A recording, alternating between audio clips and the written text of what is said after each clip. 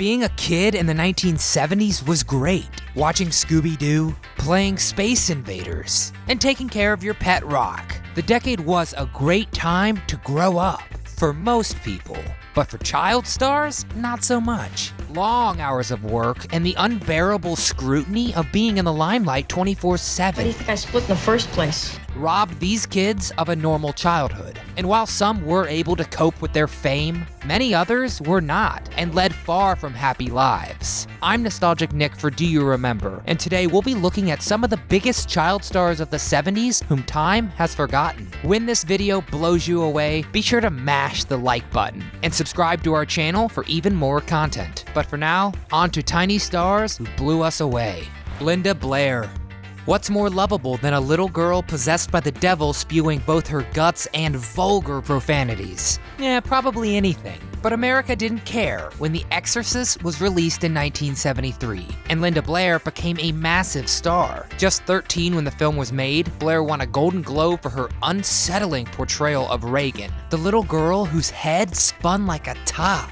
Ugh. After her breakout role, Blair rebelled against being a perfect little child star. In 1977, she was arrested and charged with felony drug possession and distribution in connection with a $3 million cocaine seizure. Blair finally shed the title of child star and achieved sex symbol status for her salacious role in 1979's Roller Boogie, a film about disco roller skaters in skin-tight spandex thwarting the mob, which is the sexiest thing I can think of. In the early 80s, Blair dated Rick James for 2 years, with James stating, quote, "She liked to get high and get down as much as I did." Well, I guess she really was a super freak. Blair's later films consisted mainly of B-horror and slasher flicks, and recently she's been focusing more on her other passion, animal rights activism. But the power of Christ compels me to remind you just how big a star she was. Mason Reese, a tiny child with limitless charm and the face of an old man. During the 1970s, Reese was ubiquitous in commercials. Mason was able to sell anything, hawking everything from Raisin Bran to Dunkin' Donuts.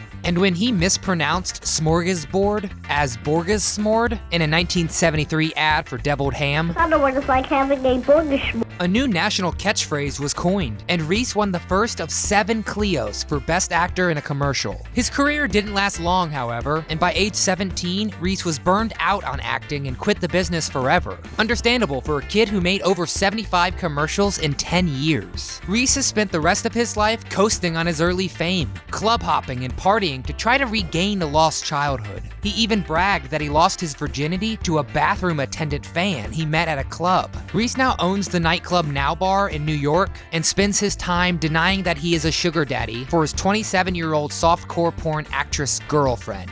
Right. Chaz Bono. When your parents are Sonny and Cher, it would be impossible not to be a child star. Chaz Bono, born with the name Chastity, shot to fame in the early 70s appearing on his parents' hit TV show, The Sonny and Cher Comedy Hour. And fans of this duo should check out our deep dive about the rise and fall of Sonny and Cher. Cher was the biting wit, Sonny the straight man, and Chaz the almost irresistibly cute one. Despite his early fame, Chaz decided not to follow in his parents' footsteps and shunned the limelight. He had a brief musical career in the late 80s with the band Ceremony. Now we'll never know.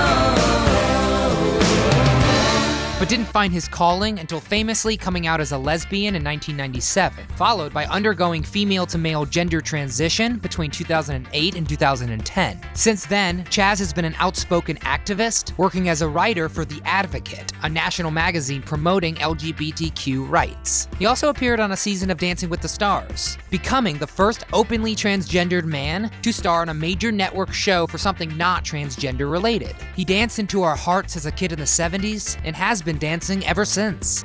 Tatum ONeill. What were you doing when you were 10? Climbing trees, watching cartoons, wetting the bed? Well, Tatum ONeill had just become the youngest person to ever win an Oscar. All I really want to thank is my director, Peter Bogdanovich, and my father. Thank you.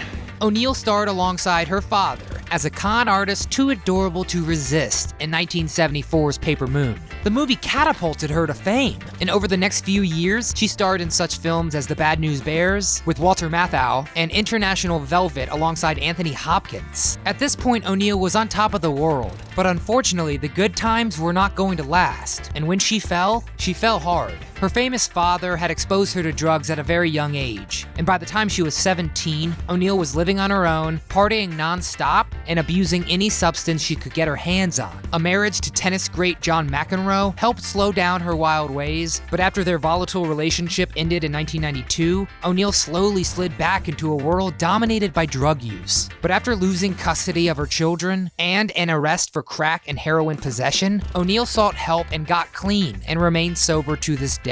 A true Hollywood roller coaster of a life. Peter Ostrom. We all think we know the script for a child actor's life because we've seen it played out so many times. Get famous way too young, be unable to handle the fame and attention, turn to drugs and alcohol to cope. The stereotypical sad story. But Peter Ostrom, the star of 1971's Willy Wonka and the Chocolate Factory, was luckily able to escape that fate. Ostrom was just 12 years old and had never acted on TV or film when he was cast as Charlie Bucket. Talk about finding a golden ticket. Ostrom's inexperience didn't matter a bit. It actually led to an effortlessly charming performance. Industry pro Gene Wilder taking him under his wing and showing him the ropes also couldn't have hurt. After Ostrom became a household name, he was offered a 3-film contract, but he turned it down to pursue his first love, animals. Now a veterinarian in New York, Ostrom for a long time kept his starring role a secret. If anyone from his town recognized Charlie Bucket, he would tell them it was actually his brother. He may not own a chocolate factory in real life, but he certainly had a happy ending. Mackenzie Phillips.